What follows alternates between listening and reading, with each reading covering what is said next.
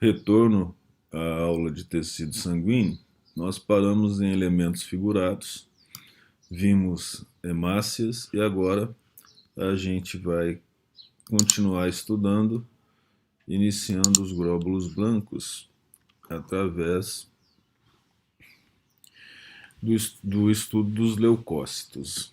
Os glóbulos brancos, eles são formados por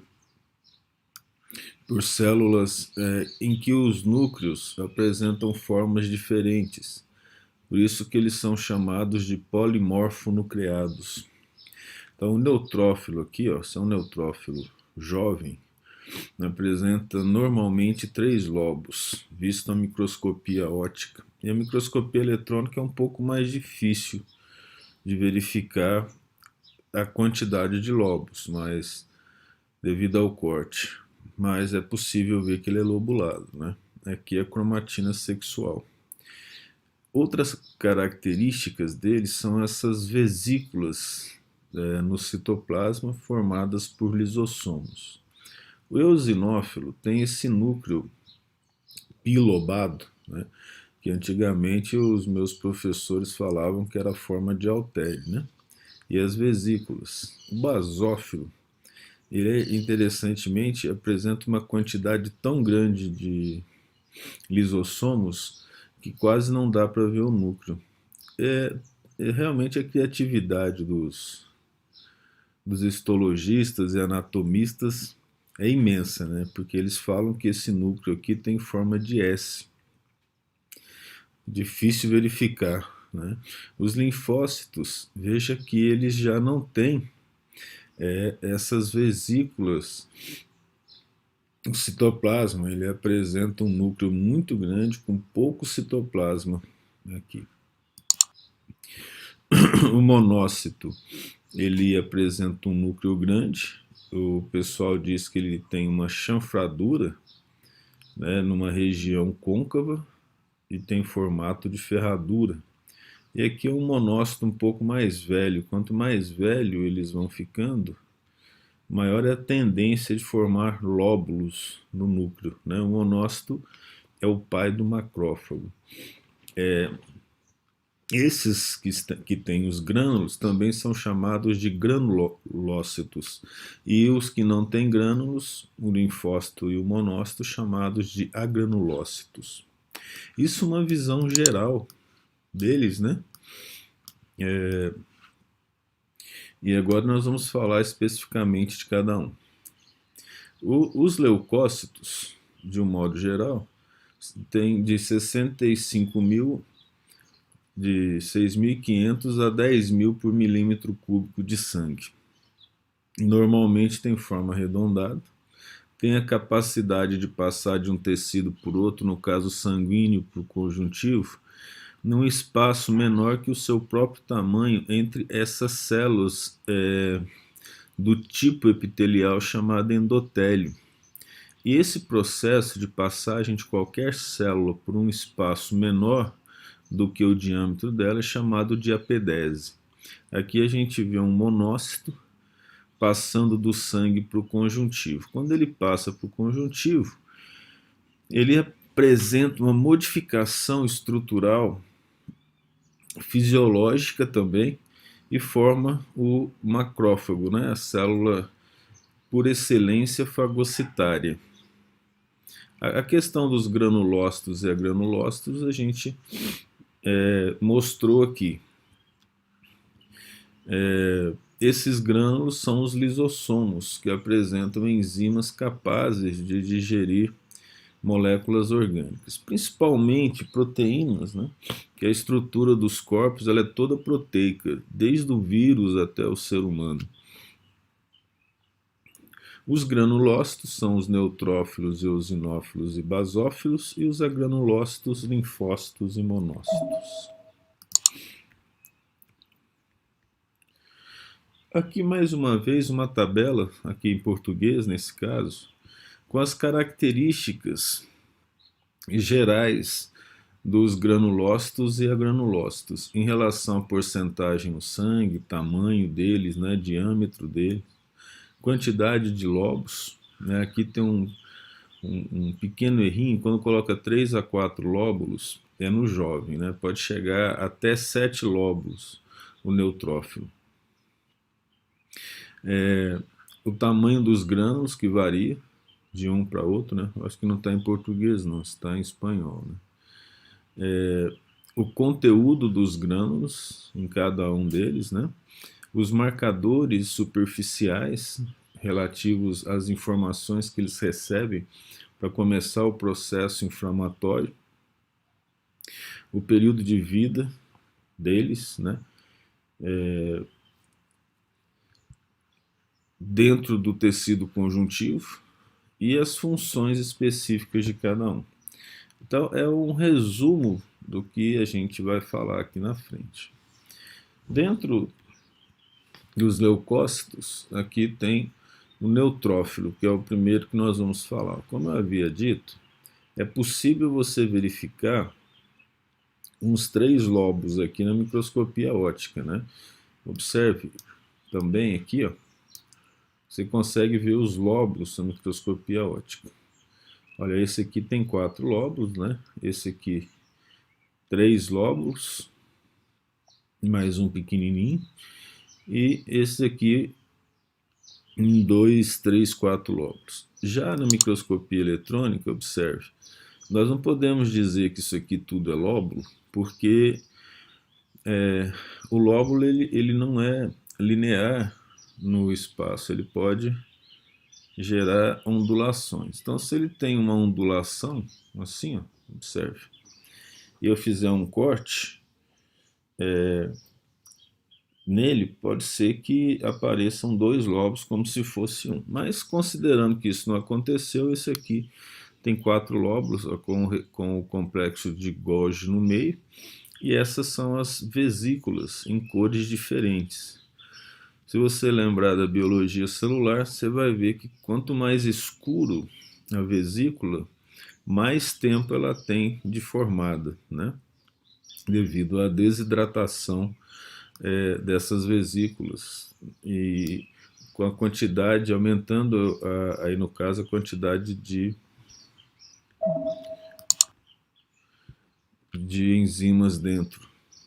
Bem, não acho que não é aumentando a quantidade, né? O correto é falar que a concentração aumenta de enzimas.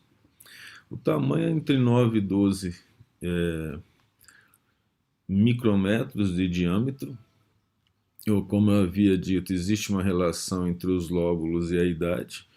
E no caso da mulher, né, ou da fêmea, está apresentando a cromatina sexual. Algumas vezes é possível ver, né, ou cromatina de Barr, que é o X, um dos X, né, ele é cromossomo X da mulher, que ele aumenta a palavra correta, a espiralização dele, né? E ele passa a não ter aí uma função de produção de proteína, né? Porque dos 2X da mulher, um deles não costuma funcionar com todo o DNA que possui. Então, quem descobriu isso foi um neuroanatomista chamado Barr, né? Ficou chamado como cromatina de Barr. Hoje a gente chama de cromatina sexual. Os grânulos dos neutrófilos, você tem os específicos, que são pequenos dentro do citoplasma. Esses específicos têm 0,1 micrômetro de tamanho, que apresentam enzimas, e quando fala agentes farmacológicos, são, no caso, agentes associados ao processo inflamatório.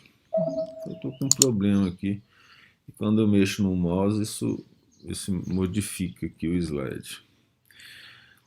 Os grânulos azurófilos, você deve lembrar que é aquele que tem afinidade pelo azul de metileno, né? Não o azul de metileno, mas o azul que é o azul de metileno oxidado. 0,5 micrômetros, com lisossomos com várias hidrolases ácidas, né? Uma hidrolase é aquela que ataca as proteínas ou as estruturas orgânicas associadas à água. Uma mieloperoxidase, ó, aqui está errado, né?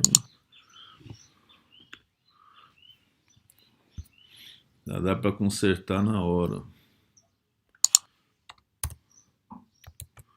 Então, temos a mieloperoxidase. A mieloperoxidase é uma enzima que forma hipoclorito de sódio. O hipoclorito de sódio ele é a base da água sanitária. Isso é para matar micro-organismos. Agentes antibacterianos, a catepsina, que é uma enzima, é uma família de enzimas, né, aproximadamente 12 tipos diferentes, que destroem proteínas. Os grânulos terciários têm gelatinase. Gelatinase ela é especializada em digerir colágeno. Por que digerir colágeno? Porque o colágeno ele aumenta a viscosidade do tecido e naquele local onde ocorre o processo inflamatório, essas células precisam se mover mais rapidamente. Então elas destroem o colágeno do próprio organismo para poder gerar essa movimentação. As funções dos neutrófilos estão associadas à interação com agentes quimiotáticos, que são agentes que mostram a rota que ele deve fazer até chegar no ponto de maior intensidade do processo inflamatório. Então ele segue agentes químicos que são liberados principalmente por macrófagos, que entrando em contato com o micro-organismo, com o agente estranho, já começa a liberar substâncias em grande quantidade e os neutrófilos tendem a seguir esse caminho, buscando a maior concentração dessas substâncias que estão próximas aos macrófagos. Destrói micro-organismos também por fagocitose, liberam enzimas hidrolíticas, que são hidrolases, né, capazes de, na presença de água, destruir moléculas, biomoléculas, e fazem parte do processo inflamatório. Os eventos que se seguem, a partir do momento que começa o processo inflamatório, no trabalho dos neutrófilos, ligação com os agentes quimiotáticos através dos receptores de membrana, e aí começa a liberação dos grânulos, inicialmente os terciários, né, com gelatinase e catepsina, porque aquele ambiente ali vai precisar de aumentar a quantidade de água, e o metabolismo geral aumenta, caracterizando o processo inflamatório, né, calor, rubor e dor. Inclusive, a dor é importante para poder o indivíduo se proteger naquela região. A gelatinase vai degradar a lâmina basal, né, que é constituída principalmente por colágeno, vocês devem lembrar disso. Glicoproteínas de membrana facilitam a fagocitose, ou seja, quando o agente estranho ele entra em contato com o agente estranho, o neutrófilo, no contato que tem com esse agente estranho, ocorre a fagocitose, né? Algo também que pode ser estudado num livro de biologia celular. Libera leucotrienos, que são anti-inflamatórios naturais. Aqui você vai ouvir muito falar de leucotrienos em processo inflamatório. Mais na frente nós temos um slide em que nós vamos mostrar a formação dos leucotrienos com um pouco mais de detalhe. Aí depois libera os grânulos específicos, que são aqueles grânulos pequenos de 0,1 micrômetros. Inicia a fagocitose se forem micro-organismos ou agentes estranhos de uma maneira geral. As bactérias são destruídas por enzimas e os derivados dessas enzimas, que são o superóxido, não sei se você lembra da química, né? O que é um superóxido? O oxigênio tem eletronegatividade -2. Então, quando ele tem eletronegatividade, na verdade a eletronegatividade dele é 2, né? Aí ele assume a carga 2 quando ele se liga de forma iônica. A eletronegatividade dele, aliás, eu falei errado, a eletronegatividade do oxigênio é 3,5, mas o que ele tem é valência de 2, né? E quando ele se liga, ele assume carga -2. Quando o oxigênio ele tem a carga -2, é um óxido, né? E quando é -1, né, a eletronegatividade dele é delta -1, ou -1 delta, formam os superóxidos. No caso, o NADPH oxidase, os peróxidos, como aqui está invertido, superóxido é de superóxido dismutase, e o ácido hipocloroso, ou hipoclorito, que é formado pela mieloperoxidase. O que acontece é que a grande capacidade reativa dos óxidos e superóxidos, eles são importantes para a destruição da membrana e principalmente do DNA dos micro-organismos, né? Então, vamos só mudar isso aqui, ó, porque já acaba sendo uma questão didática, né? Ó, peróxido é o NADPH oxidase e o superóxido é a superóxido dismutase, enzima muito importante associada ao estresse. Quando o indivíduo está muito estressado, a quantidade de enzimas que formam esses óxidos e superóxidos, ela está aumentada. É possível fazer essa análise até pela saliva. Talvez alguém que goste de esporte deve lembrar que hoje os atletas, enquanto estão fazendo os exercícios, eles gospem aí num tubo de ensaio, e depois essa saliva ela é analisada para ver o estado de estresse desse indivíduo. Os grânulos azurófilos, que são aqueles dois, com o número 2 aqui, são liberados, ou podem ser liberados, eles causam lesão no tecido, nesse caso dor, né? Quando eles trabalham muito e fagocitam muito, eles morrem formando pus. Então o pus, na verdade, são neutrófilos e macrófagos mortos devido à fagocitose de micro-organismos em geral. O que nós temos aqui isso aqui é um lipídio de membrana, um fosfolipídio de membrana, chamado de ácido araquidônico. Ele tem 20 carbonos.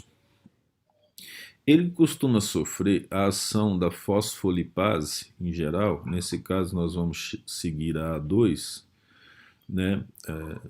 Desculpa, o ácido araquidônico é aqui, ó. Depois do fosfolipídio, a fosfolipase forma um ácido araquidônico com 20 carbonos.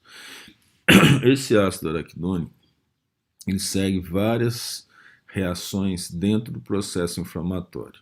O que nós estamos vendo aqui, ó, é uma sequência de produção de substâncias ligadas ao processo inflamatório. O centro disso é o ácido araquidônico a partir de um fosfolipídio de membrana. Então nós temos, olha, ele através da lipoxigenase forma a hidroxiperoxi eico, que significa 20, tá?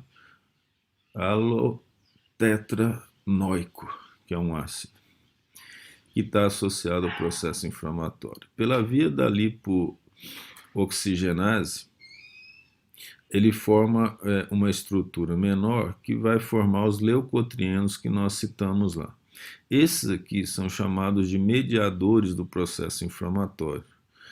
Você vai encontrar isso em livros de farmácia.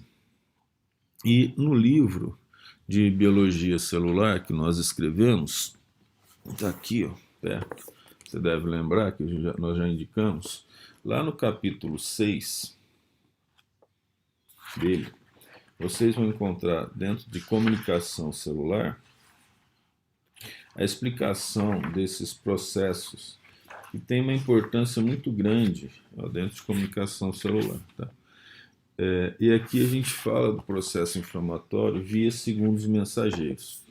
É uma leitura até agradável para quem gosta de farmaco, quem gosta de química, um pouquinho de bioquímica, porque o processo inflamatório é fundamental para compreender o que vai ser usado como medicamento. Então veja bem, se eu conseguir quebrar, fazer essa fosfolipase A parar de funcionar, não forma ácido araquidônico e todos as substâncias derivadas desse processo inflamatório, elas não são formadas no organismo. O processo inflamatório é muito importante para a proteção do corpo, mas tem um problema. Ele não existe um autocontrole dele. Então ele tende a destruir o tecido em volta e muitas vezes a piorar a situação do ambiente onde está ocorrendo o processo inflamatório. Veja bem, se o processo inflamatório ocorre por uma lesão de tendão, é preciso destruir o tendão, que é feito de colágeno, para produzir outro. Só que é muito difícil produzir tendão, porque um tendão adulto é muito compacto e o metabolismo ali é muito baixo. E os fibroblastos não estão em grande quantidade. Então, se o processo inflamatório continua, as gelatinases vão destruir o tendão que está sadio também. E esse colágeno sadio sendo destruído, o indivíduo perde a força no local, com difícil recuperação, né? Aqui, a imagem do nosso livro, aqui é o fosfolipídio de membrana, a fosfolipase A2 forma o ácido araquidônico, certo? Então, observe, a partir do ácido araquidônico,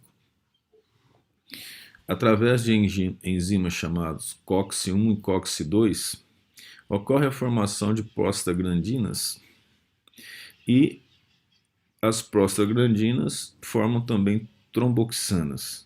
Todos esses são agentes inflamatórios. A lipoxigenase vem direto do ácido araquidônico, age direto sobre o ácido araquidônico, formando os leucotrienos. Esses agentes inflamatórios. Então, se eu consigo,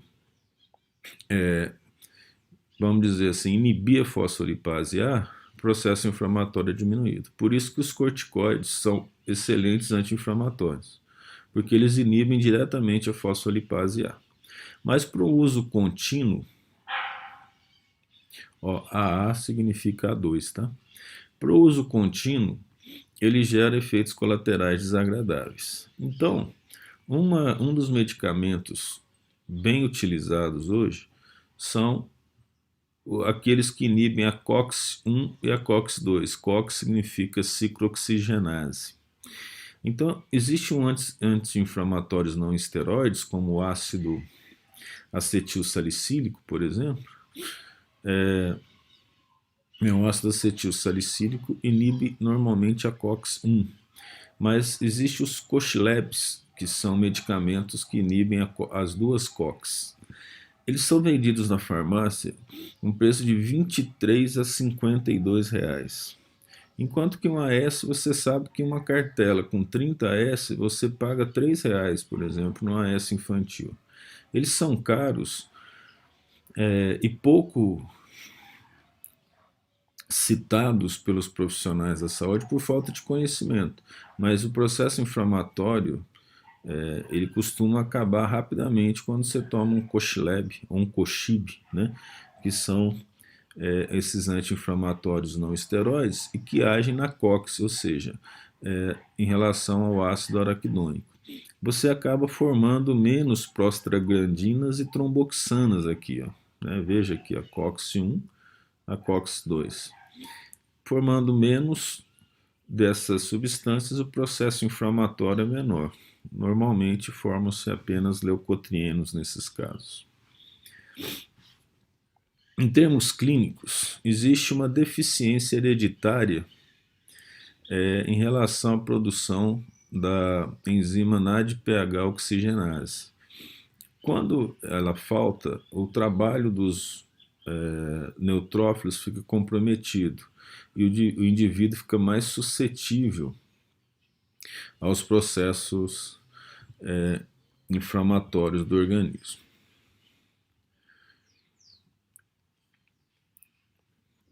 aqui algo até interessante de ser visto na fisiologia geral do neutrófilo. Observe. Esses são os receptores de membrana do tipo FC do neutrófilo. Daqui.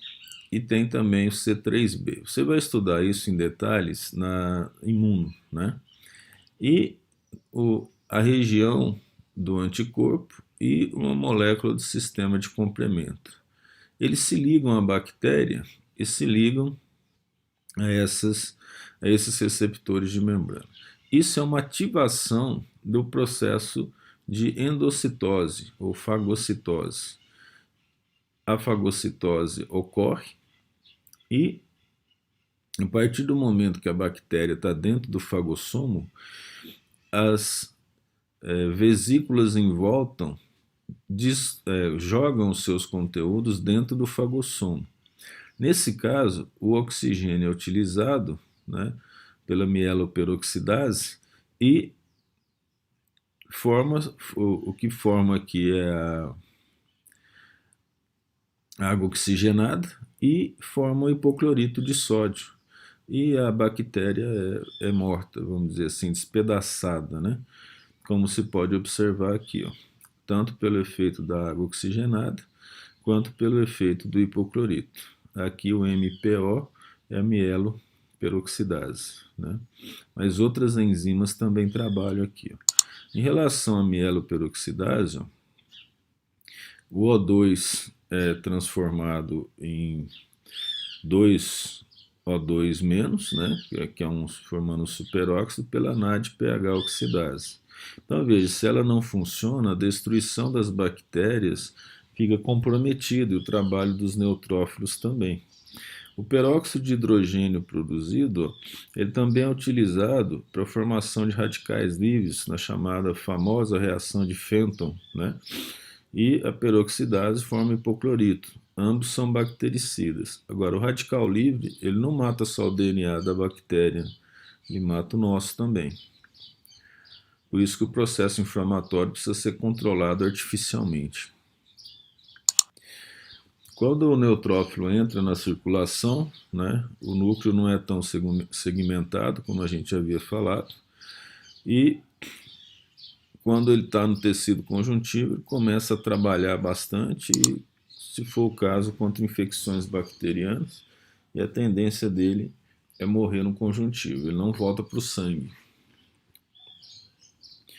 Os eosinófilos, eles formam uma população muito pequena de leucócitos no tecido conjuntivo e no sangue também. Tem de 10 a 14 micrômetros, o núcleo é bilobado, na microscopia eletrônica é mais fácil de ver isso. Aqui você está vendo uma mitocôndria, bem expressiva, aqui outra mitocôndria, aqui uma mitocôndria começando a ser digerida, né? Aqui são os grânulos. Observe que os grânulos dos eosinófilos, eles apresentam uma marca interna, né, mais condensada, a palavra correta é elétron densa, enquanto que a matriz do lado é mais clara. Isso é uma característica dos eosinófilos. A microscopia eletrônica, a microscopia óptica, não é possível ver isso. Tem um complexo de Golgi pequeno, na verdade está aqui, ó, complexo de Golgi. Se você olhar depois com calma, aumentando o tamanho, você vai verificar isso. Poucas mitocôndrias e um retículo endoplasmático não muito desenvolvido, como se pode ver, principalmente o granular, né? São vários grânulos, tem os específicos, tem os terciários, e os grânulos específicos são alongados e apresentam essa estrutura que a seta está mostrando, chamado interno, enquanto essa parte da matriz é chamada externo. Eles apresentam aí uma proteína básica, que é esse interno, proteínas catiônicas, eosinófilas, ou seja, característica dessa célula, neurotoxinas, que isso é interessante, né? Porque a neurotoxina, no caso, seria uma ativação para destruir vermes e organismos mais complexos. Os grânulos azurófilos são principalmente os lisossomos. Aqui é importante chamar a atenção para a característica de granulação dele e da quantidade de lóbulos, que são 2, né? Eles então se ligam à histamina. A histamina é liberada pelos mastócitos no processo inflamatório, aos leucotrienos, que são produzidos principalmente pelos neutrófilos, seguem o fator quimiotático na membrana, gerando uma migração para o sítio inflamatório, evidentemente fazendo parte da reação alérgica. E aí, como nós falamos, a neurotoxina é para destruir parasitas. Nesse caso, nós podemos dizer que são também parasitas mais complexos. Quando acontece o processo inflamatório, eles degradam aquele interno, que é a proteína básica, a superfície do parasita, né? Inativam as histaminas e leucotrienos, o que já é uma vantagem, porque aí o processo inflamatório acaba diminuindo um pouco, e englobam complexos antígenos anticorpos, só que em menos quantidade do que macrófago e neutrófilo, né? E aí os englobados vão para o compartimento lisossomal. Esse esquema aqui é bastante didático para mostrar a estrutura geral de um eosinófilo, ou acidófilo, antigamente chamava de acidófilo também, né? Quando ocorre o aumento de eosinófilo no sangue, né, essas reações estão associadas à alergia e à verminose no geral. Então, o exame de sangue também pode determinar se o indivíduo apresenta verme no intestino, por exemplo, ou outros vermes, né, que tem o ciclo pulmonar, que é estudado em parasitologia. Normalmente, eles estão em grande quantidade no tecido conjuntivo do trato gastrointestinal, nos brônquios, útero e vagina, e em volta dos vermes parasitas que eles atacam. Os hormônios da suprarrenal, os corticosteroides, eles diminuem a quantidade de eosinófilo no sangue. O mecanismo disso não é muito conhecido, né? Parece que eles atuam na medula óssea vermelha para evitar a liberação de eosinófilo, mas as funções associadas a isso, elas são difíceis de serem compreendidas. Isso ainda mostra mais a eficiência dos corticoides no processo anti-inflamatório, né?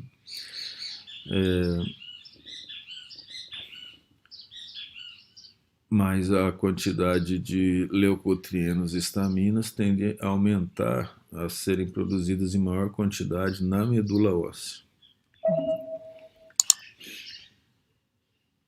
Os basófilos, né, o último dos granulócitos, a população dele é muito pequena. Ele é principalmente responsável por atacar toxinas no corpo. E a estrutura dele é interessante, apesar eles têm um tamanho de 8 a 10 micrômetros, mas os histologistas, como eu falei, dizem que o núcleo tem forma de S, né? É difícil na microscopia eletrônica você enxergar esse S, já que isso é um núcleo, isso também é uma parte do núcleo, essa outra parte do núcleo, 3 partes do núcleo. Não dá para você ver isso em microscopia eletrônica. E é muito difícil ver o núcleo dele devido à grande quantidade das vesículas que ele tem. Ele parece um mastócito em relação a isso, né? Aqui ele está melhor esquematizado, vamos dizer assim, para que o núcleo seja observado, mas isso aqui é uma fotomicrografia, difícil observar o núcleo dele aqui, né? Pobre em mitocôndrias, em complexo de Golgi, mas é rico em retículo endoplasmático rugoso. Na microscopia eletrônica, aqui ó, nós vemos os grânulos, aqui você está vendo a mitocôndria, o complexo de Golgi aqui, ó, esse M é de mitocôndria, mitocôndria. Aqui tem outra mitocôndria. Isso aqui são evaginações de membrana. né? Isso é característico, essas evaginações aqui em células que fazem fagocitose para que as proteínas de membrana estejam numa área maior de membrana, né? Eles apresentam na constituição molecular da membrana receptores para imunoglobulina E, e os grânulos específicos são pequenininhos e apresentam heparina e histamina. Veja que a mesma composição dos mastócitos, eles são muito semelhantes aos mastócitos, são como se fossem irmãos de sangue, né?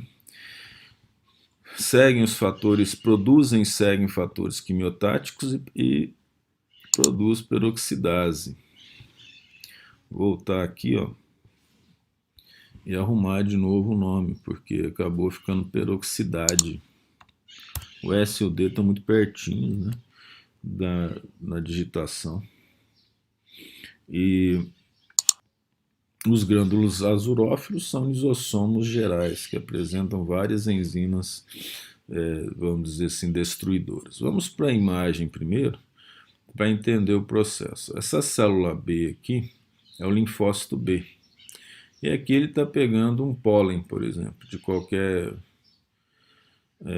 flor, mas aqui ele falou da tasneira, né? A pessoa tem alergia a isso. Assim que o pólen penetra, o linfócito vira plasmócito, ele entra em contato com o linfócito B vira plasmócito e libera IgE, né, que é o tipo de imunoglobulina associado a isso. São esses anticorpos. Esses anticorpos lançados no sistema, eles vão chegar até os mastócitos. Lembra que nós comentamos a similaridade do mastófilo com o basófilo? Então você considera que isso aqui também é um basófilo, acontecendo a mesma coisa. Eles então têm receptores para esse IgE. Elas se ligam aqui, ó, nesses mastócitos e ao mesmo tempo nos basófilos. E aí, quando isso acontece, ocorre essa ligação, os grânulos são liberados, tanto pelos mastófilos quanto pelos basófilos, e também começam a trabalhar os outros leucócitos, né?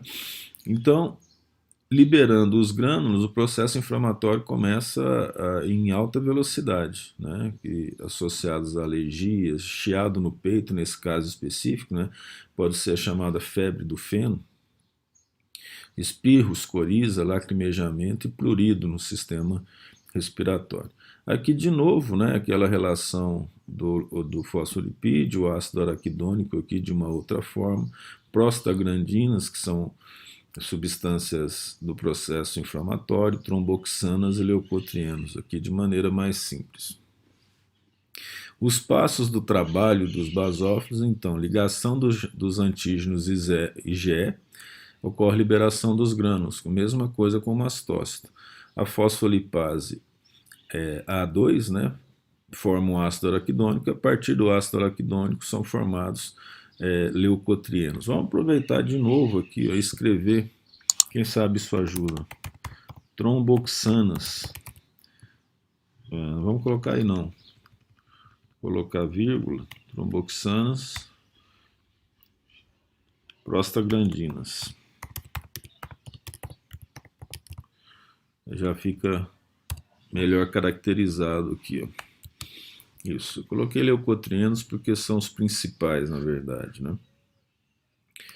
Então veja só, a histamina também é liberada, e a histamina ela causa vasodilatação, fazendo com que mais líquido penetre no tecido inflamado, a viscosidade ali diminui e as células podem se movimentar mais facilmente. O músculo liso é contraído e aumenta a pressão sanguínea naquele local e também a permeabilidade dos vasos.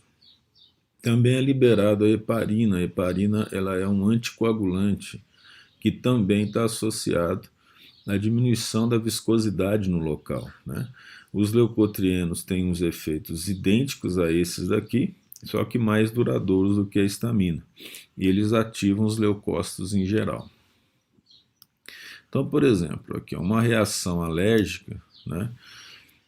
O que acontece? O sangue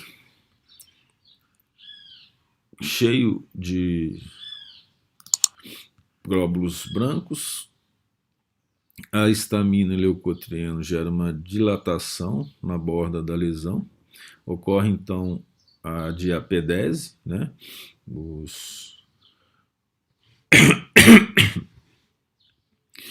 Ocorre ativação de mastócito, de basófilo, ocorre uma congestão no local e forma uma pápula, né? Um pequeno inchaço nesse local, porque aumenta a quantidade de líquido. Fica quente no local também e tende a ficar avermelhado, porque ocorre uma congestão sanguínea, um aumento de sangue no local. E em volta ocorre a formação desse halo eritematoso, né, que é um eritema. O eritema está associado à vermelhidão. As características gerais de uma reação alérgica cutânea. Os basófilos, em termos clínicos, estão associados a essas doenças dermatológicas de uma maneira geral, uma hipersensibilidade cutânea. E eles são as principais células nesse tipo de processo inflamatório. E eles estão associados a um processo inflamatório descontrolado, chamado de choque anafilático. O processo inflamatório nos organismos, quando ocorre uma reação muito violenta, essa produção de líquido no local, por exemplo, no pulmão, pode aumentar tanto a quantidade de tecido, de fluido extracelular, que penetra aí nos pulmões, no coração, entre a pleura e o pulmão, entre o pericárdio e o coração, aumentando a quantidade de líquido. Para você ter uma ideia, se aumentar a quantidade de líquido entre a pleura e o pulmão, esse líquido vai pressionando o pulmão, diminuindo a capacidade respiratória dele. E a mesma coisa com o coração. O coração tende a bater, só que ele não consegue gerar os batimentos necessários. E aí começa a ocorrer um processo de taquicardia e, com o passar do tempo, de fibrilação, né? Ele começa a bater sem conseguir levar sangue para o organismo. A adrenalina é a principal substância para neutralizar o choque anafilático. Os agranulócitos, o mastócito, o monócito é o que tem maior quantidade, são células grandes do sangue, isso é importante. No momento que passa para o tecido, ele se torna macrófago, né?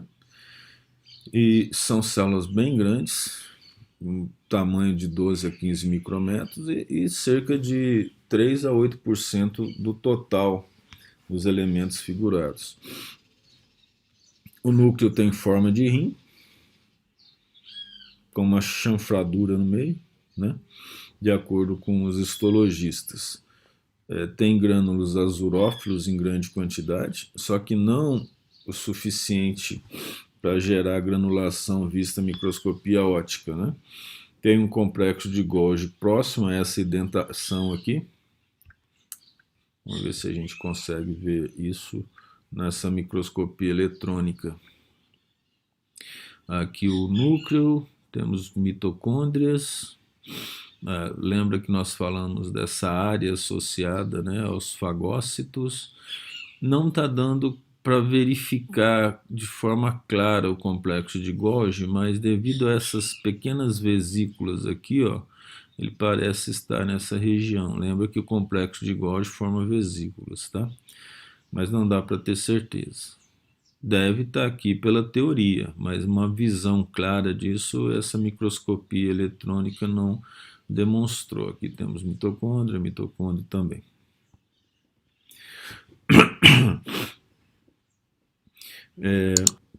Ficam poucos dias no sangue e já migram por diapedese para os tecidos. Ali eles formam macrófagos e morrem ali também, eles não voltam para o sangue mais. Normalmente, se tem processo inflamatório, eles formam o pus, né? As funções principais, principalmente fagocitose, faz parte do sistema mononuclear fagocitário. fagocitam células mortas, isso sempre acontece, né? Apresentam antígenos, atacam antígenos, partículas estranhas, fazem digestão enzimática das substâncias estranhas, e a explosão respiratória é onde ocorre a formação da água oxigenada, do hipoclorito, o ácido hipocloroso, né? E também a formação dos radicais livres. Isso é chamado explosão respiratória. O oxigênio é considerado a principal causa de destruição das células e das substâncias dentro da célula. Então, quanto mais a gente respira, mais a gente morre. Como costumam brincar os especialistas nessa área de envelhecimento. Porque o oxigênio é um potente oxidante, né? Ele gera uma oxidação, na verdade, muito forte. E nesse caso, produz radicais livres. E os radicais livres, eles não somente matam ou destroem as moléculas dos parasitas, mas também as moléculas das nossas células, de um modo geral.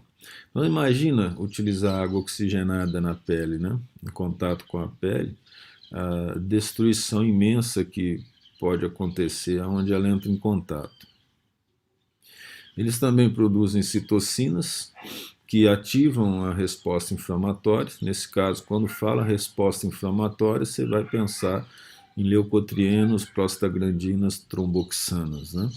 Apresentam antígeno, ou seja, eles fagocitam uma bactéria, por exemplo, e parte dessa bactéria é apresentada pela membrana para que os plasmócitos produzam anticorpos contra essas partes, né? E forma chamadas células gigantes de corpo estranho. Você deve lembrar lá do tecido ósseo que existem células que destroem o tecido ósseo que tem 50, 100 núcleos lá, né? Esses são tipos de macrófagos, né? E quando tem um processo inflamatório, isso acontece também. Lá o nome é osteoclasto. Então elas se juntam formando as células gigantes de corpo estranho, com vários núcleos lá. Aqui em microscopia óptica, a seta está indicando os macrófagos num processo inflamatório. Essa imagem é didática porque, como nós falamos, o processo inflamatório acontecendo, a quantidade de líquido em volta do processo é muito grande, facilitando a movimentação das células de um modo geral, como você pode observar nessa região, em relação a essa outra, onde a densidade celular é bem maior, né? Um tecido conjuntivo. Aqui os macrófagos fagocitando, vamos dizer, bactérias do tipo Coccus, é uma imagem, essa daqui de microscopia de varredura, contrastada, ou nesse caso mesmo é colorida por computador, né? E o macrófago absorvendo aí vários desses micro-organismos ao mesmo tempo. Os linfócitos são agranulócitos, em que parte é produzida pelo timo, parte produzida pela medula óssea, né? O timo produz o linfócito T e o linfócito B é produzido pela medula óssea. 20 a 25% da população de leucócitos, de uma maneira geral, pequenos, né?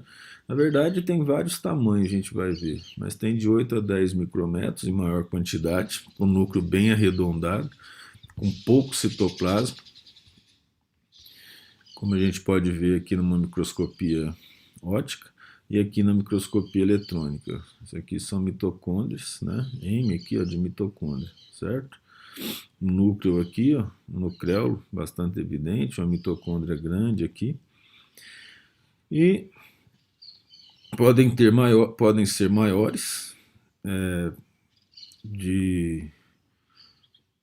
vamos dizer assim, do que esses aqui que são pequenos, né, de 12 a 15 micrômetros, e de 15 a 18 micrômetros. Normalmente a gente encontra de 8 a 10 micrômetros. Então ele tem pouca quantidade de organelas, né, tudo pouco desenvolvido, poucos grânulos azurófilos e é bastante rico em ribossomos. Essa célula, boa parte dela, do linfócito B, vai se transformar em plasmócito, que são células produtoras de anticorpos. Aí todo o retículo endoplasmático tem que ser mais complexo, o complexo de Golgi também, e aí os retículos e o complexo de Golgi tem que se tornar bastante desenvolvido. O linfócito B perfaz de mais ou menos 15% do total de linfócitos, o linfócito T 80%, e existem as células nulas, chamadas precursoras, e as natural killers. Vocês vão gastar um bom tempo estudando isso nas aulas de imunologia. As células B e T em geral, né, elas no tecido conjuntivo formam o sistema imunológico, de dois tipos, que a gente vai ver ali daqui a pouco, se tornam imunocompetentes, ou seja, quando elas começam a trabalhar no processo de defesa, em vários compartimentos do corpo. Um dos locais de grande quantidade de linfócito é o intestino, que faz todo sentido, porque ele tem contato com várias estruturas, né, exógenas diferentes, que penetram no intestino com o alimento, inclusive as toxinas que vêm com esse alimento. As células B migram da medula óssea, onde elas são produzidas. De novo, aqui tem um erro, né? Que é da medula óssea. Então, elas são produzidas na medula óssea. As células B migram do timo, também tem um erro aqui. Eu consertei isso em relação aos slides passados, tá? Formam clones no sistema linfóide. O que significa isso? Quando o processo inflamatório começa, elas se dividem rapidamente, formando vários clones. Tem um slide interessante na frente para a gente conversar um pouco sobre isso. Dependendo dos estímulos, formam as células de memória imunológica, né, muito importante para produzir anticorpos. Quando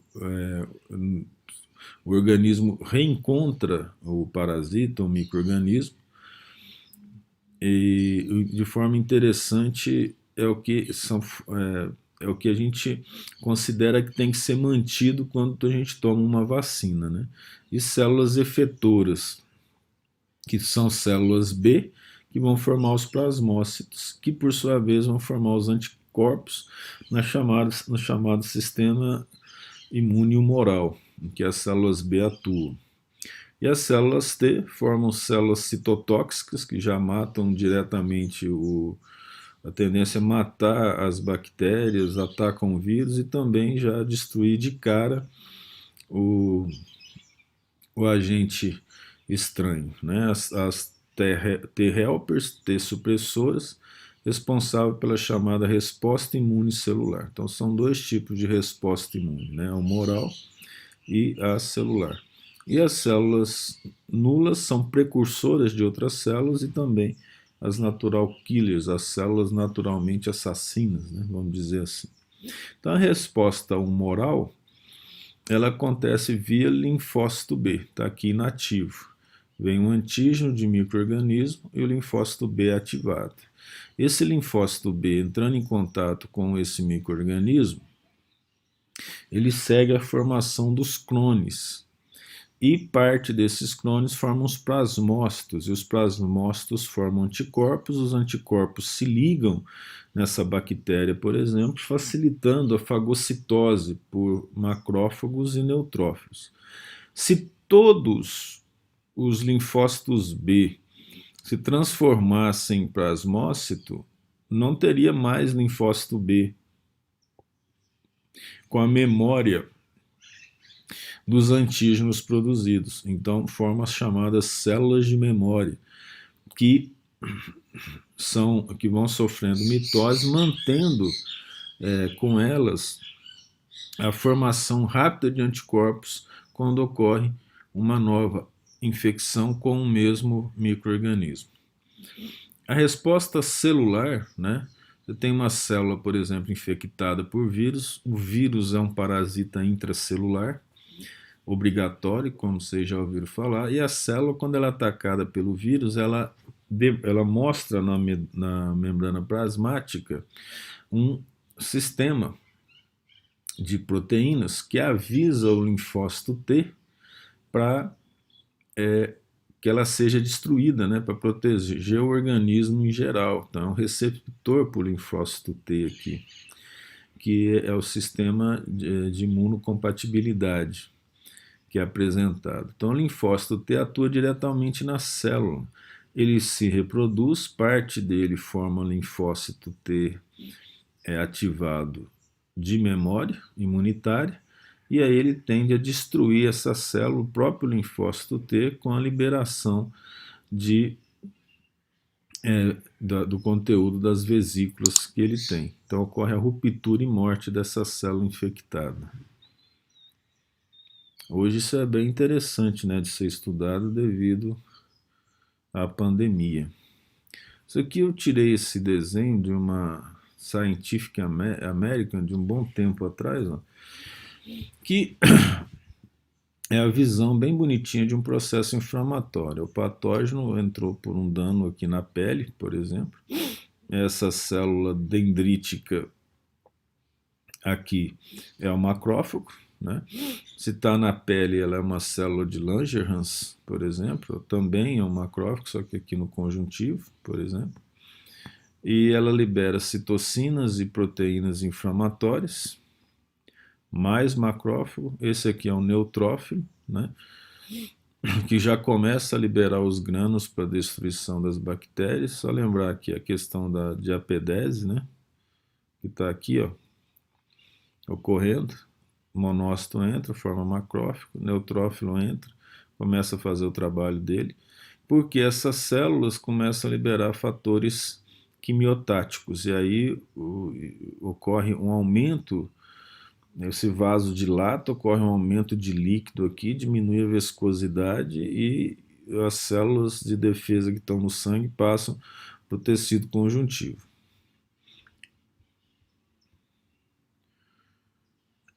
Aqui, no caso, uma célula infectada, mostrando o antígeno, por exemplo. Essa célula está infectada. Aqui tem um antígeno e aqui é a célula T citotóxica. Lembra que essa célula T ela vai gerar destruição, né? Ela vai atacar a célula que apresenta o vírus e forma células T de memória, como a gente já viu lá. Isso aqui é chamado de o sistema imunológico celular.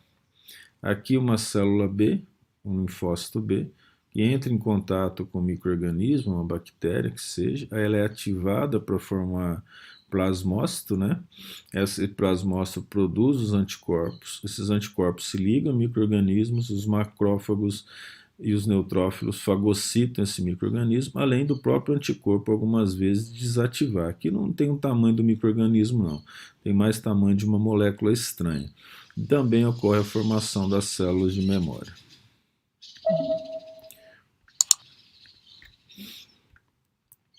As plaquetas, né, são pedaços de células, os trombócitos, elas não são células.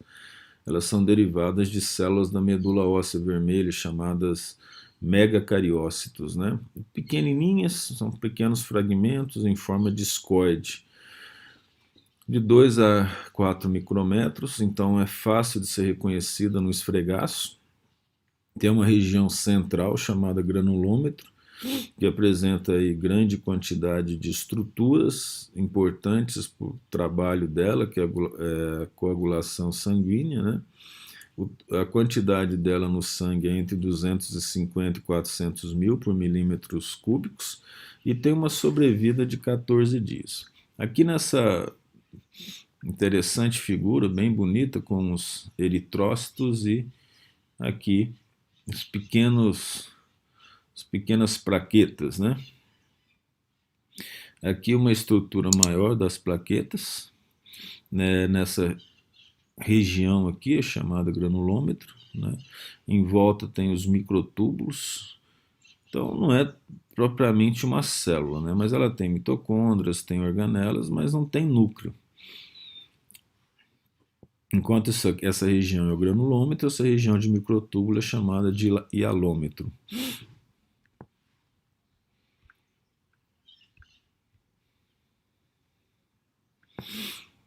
Ela tem grânulos de 10 a 15 microtúbulos que são paralelos. Para você saber o que são microtúbulos, né?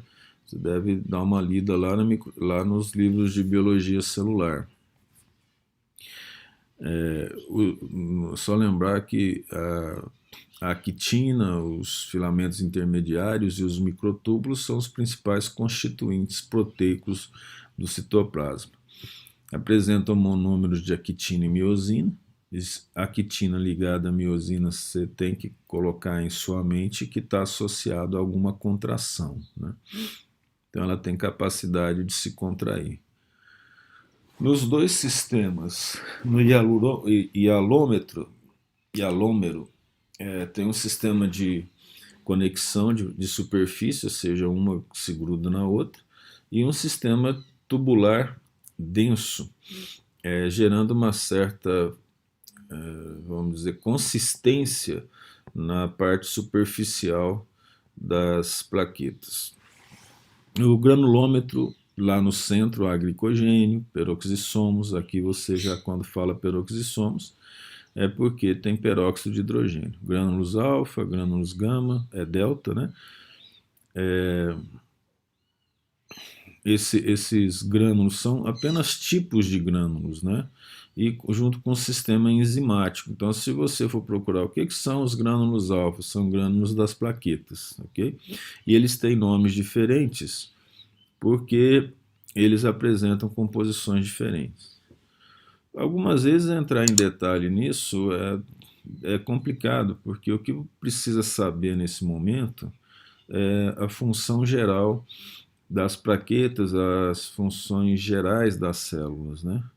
Então, em relação às funções, elas limitam a hemorragia, estimulada pela lesão do epitélio. O epitélio normal, sadio, né, o epitélio dos vasos sanguíneos, elas estão se movimentando pelo sangue. Se ocorrer qualquer lesão, elas são estimuladas e geram a chamada adesão plaquetária. Aqui uma boa representação: o epitélio lesado, elas se juntam, formando uma estrutura de rede e começa uma reação para formar uma rede de proteínas aqui, para impedir que ocorra perda de sangue, né? Aqui, de uma maneira mais simples representado, elas amarram tanto essas proteínas produzidas, né? Elas amarram tanto os eritrócitos quanto as plaquetas que são ativadas nesse ponto. A principal função dela é coagulação. Quando o epitélio está intacto, ele produz o NO2, prostaciclinas, trombomodulina, uma substância que tem a mesma função da histamina-like, né, e inibe a coagulação. Mas quando o endotélio é lesado, se eu falar endotélio e epitélio, o endotélio é o subconjunto do epitélio, porque são células epiteliais. Estimula o chamado fator de von Willebrand, tromboplastina tissular e endotelina, que cessam a produção dos inibidores gerados pelo endotélio. Aí ocorre uma aderência ao colágeno e agregação de umas às outras plaquetas. O ADP e a trombospondina geram maior adesão das plaquetas circulantes, então quanto mais vai passando plaqueta, mais vai aderindo ao sistema. Um vaso sanguíneo bonitão aqui, né? E um processo de adesão plaquetária acontecendo aqui. Forma assim como se fosse uma corda utilizando os próprios elementos celulares como tampão para evitar a perda de sangue, né? Olha o ácido araquidônico de novo. Forma tromboxanos, um potente vasoconstritor e mais um ativador de plaquetas. Bloqueia a hemorragia, né, expressando o chamado fator plaquetário 3, que está associado aos fatores de coagulação, a proteína trombina. A tromboplastina tissular produzida no fígado e a plaquetária agem via vitamina K. A vitamina K é um cofator de enzimas, né, que agem sobre a protrombina circundante e ela é convertida em trombina via um cofator mineral que é o cálcio e converte fibrinogênio em fibrina. A fibrina é a proteína que amarra as células umas às outras via adesão plaquetária para evitar o processo de coagulação. Essa fibrina é convertida num polímero, né, que forma o chamado retículo do coágulo.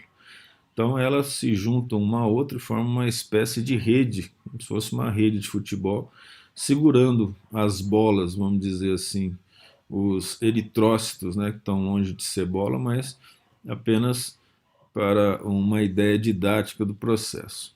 Após 1 hora ocorre a retração do colágeno. Lembra que nós falamos de actina e miosina, ele dá uma retraída naquele momento, depois de 1 hora de atividade. Quando os vasos estão reparados, o endotélio começa a liberar os fatores que impedem a coagulação, né? Porque coagulação no sangue não é uma coisa boa, né? Que são os ativadores de plasminogênio, e o plasminogênio forma plasmina, e começa a acontecer a lise, a destruição do trombo. Se um trombo desse se destaca, ele pode tampar um capilar ou uma arteríola, e se isso acontece no cérebro, é um AVC, né? Se isso acontece no coração, um infarto. Se isso acontece no pulmão, pode ser uma tromboembolia. E algumas vezes isso acontece nos indivíduos, de uma maneira geral, aí para o pessoal da saúde, as pessoas mais idosas, quando começar a aparecer manchas azuladas na pele, por exemplo, é porque pode estar acontecendo trombo naquela região, antebraço, e das coxas, das pernas, no braço, no tórax, e pode estar ocorrendo exatamente a liberação de coágulo. Então, sendo importante um tratamento em relação a isso, porque se um coágulo entope uma arteríola da pele, né, da derme, ali vai ocorrer uma morte do tecido que está em volta, dando uma característica azulácea ali, né? E ali não vai gerar a morte do indivíduo, mas no cérebro, no coração, no pulmão, sim, né? Aqui, de uma maneira simplificada, o tecido está com lesão, né, o endotélio, as plaquetas elas se aglomeram, se juntam, ocorre então a ativação da tromboplastina. A tromboplastina, via a ação do cálcio, né, vai transformar a protombina em trombina. O fígado produz a protrombina e a vitamina K é o cofator da enzima, né, que transforma, que forma a protrombina.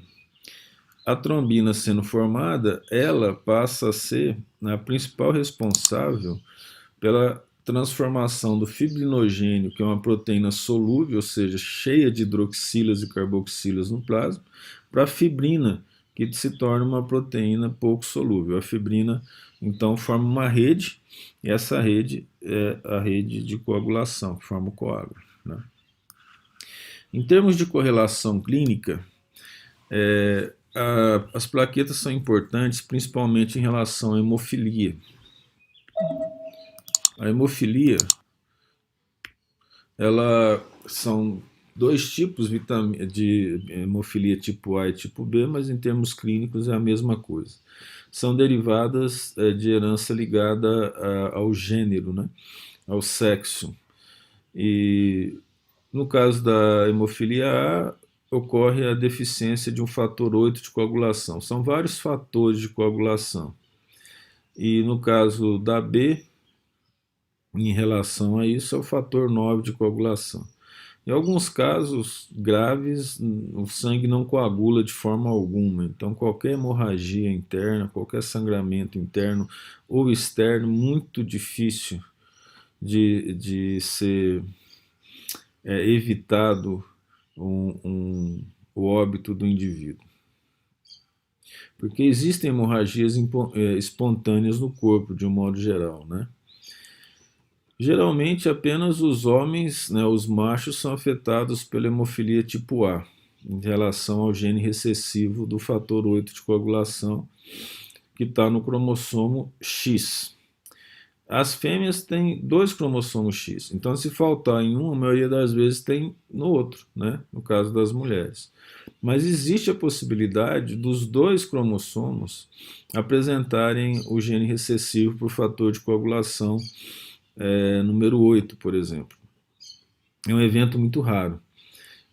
E já aconteceu, foi na década de 90, se eu não me engano, e uma menina na Inglaterra foi diagnosticada com hemofilia tipo A, e a grande preocupação dos médicos era quando ela menstruasse, né? Então já havia toda uma situação preparada no hospital, que quando ela menstruasse, o que ia fazer para evitar que ela morresse.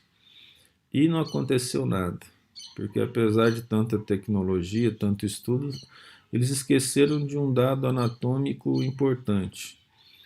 Quando ocorre a menstruação, as artérias uterinas, elas são muito elásticas e ocorre não coagulação do sangue ali, mas essas artérias, assim que elas são arrebentadas, sendo muito elásticas, elas não somente contraem, né, como diminuem de tamanho e se fecham. Então não aconteceu nada com a moça em relação a essa questão da menstruação, né? O sangramento não continuou por um fator morfológico, nesse caso não por um fator, vamos dizer, químico ou bioquímico do processo de coagulação. Se o coágulo se destaca, né? Nós comentamos tromboembolismo, que chama, no cérebro um AVC, no coração um infarto, pode acontecer. A ausência de vitamina K, isso aqui eu coloquei em vermelho porque as bactérias intestinais produzem vitamina K3 o tempo todo. Então a vitamina K, ela não pode ter deficiência, a gente não tem deficiência de vitamina K. A não ser que o indivíduo tenha problema de absorção no intestino. Aí sim ocorre o problema com a vitamina K em termos de coagulação, mas é por uma deficiência intestinal, né? Não pela ausência da vitamina K no organismo. Se é que pode considerar tubo digestório como dentro do organismo. Os embriologistas e anatomistas não consideram isso. Mas então a vitamina K vai faltar dentro do organismo por um problema intestinal.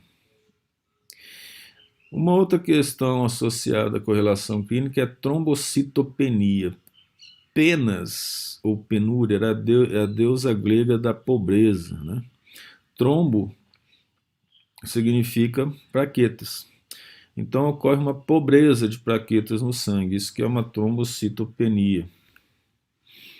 Por isso a palavra pena, penúria, né, vem dessa deusa grega, não que ela exista. Então, de um modo geral, nível diminuído de plaquetas no sangue. Pode ocorrer a púrpura trombocitopênica idiopática. Por que púrpura? Por causa da coloração das feridas que aparecem. Trombocitopênica, diminuição da plaqueta. Idiopática, porque não se conhece a origem da doença, de uma maneira geral. Ela é autoimune, se caracteriza pela destruição das plaquetas. A púrpura é em relação às manchas que apresentam na pele devido ao sangramento que acontece, de uma maneira geral. A pele nos reveste. Nós sempre batemos em algum lugar, sempre chutamos o sofá, uma cadeira, principalmente com o dedinho, batemos o antebraço, o cotovelo, o braço, e ali vai ocorrer uma destruição de vaso. E ocorre a coagulação imediata, né? Isso vai acontecendo conosco o tempo todo, só que a gente não percebe isso. Ou percebe, mas não dá muita atenção. Aí o que acontece? Batendo essas regiões aqui, a destruição de vasos na pele vai gerar essas manchas arroxeadas, né? E Os sintomas, normalmente, quando ocorre a diminuição da quantidade de plaquetas, mas não é só isso, aí é preciso usar outras análises, porque muitas doenças, elas estão associadas também à diminuição da plaqueta, de um modo geral. Por exemplo, quem tem HIV, a quantidade de plaquetas tende a estar diminuída, né? Os sangramentos associados a isso, que são normalmente nas peles e nas mucosas, como nós falamos, formam as chamadas petequias, que são manchas puntiformes. Algumas pessoas têm umas manchinhas vermelhas, né? Vocês podem perceber isso. Ou equimoses, que são essas manchas maiores, normalmente de coloração avermelhada, né? Mas também pode acontecer no nariz, nas gengivas, no tubo digestório e urinário, nos membros inferiores, né? Quando a gente fala aqui nas pernas, é porque dos membros inferiores a perna e o pé estão mais associados a isso. Devido à questão vamos dizer, da pressão sanguínea ali ser muito alto pelo efeito da gravidade. Porque o sangue se movimenta pelo corpo, quando ele chega ao pé, ele tem que retornar. Ele retorna de maneira difícil, porque a energia potencial ela é maior quanto maior a altura, a diferença de altura em relação ao coração, né?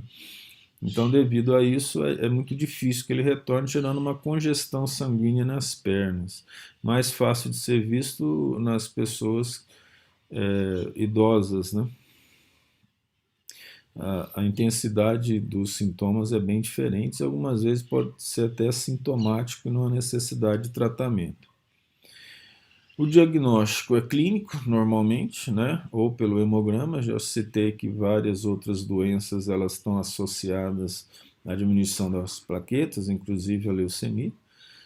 Normalmente, na infância, quando ela acontece, a gente faz o tratamento com corticosteroide. Basta você lembrar que o problema de usar corticoide são efeitos colaterais. Então, por exemplo, uma pessoa tem uma doença que precisa usar corticoide. Ela tem artrite reumatoide. A artrite reumatoide é uma doença autoimune que ataca o colágeno do corpo. As válvulas cardíacas são formadas de colágeno. O colágeno lá é destruído. Então a válvula cardíaca ela impede com que o sangue retorne para o ventrículo, por exemplo, para o átrio, por exemplo. Ela está aqui fechada. Aí começa a destruir colágeno, ela começa a abrir, né? Aí ocorre então um refluxo de sangue ali. Para evitar isso, o que tem que fazer? Tem que dar corticoide. A pessoa vive inchada, cheia de líquido extracelular.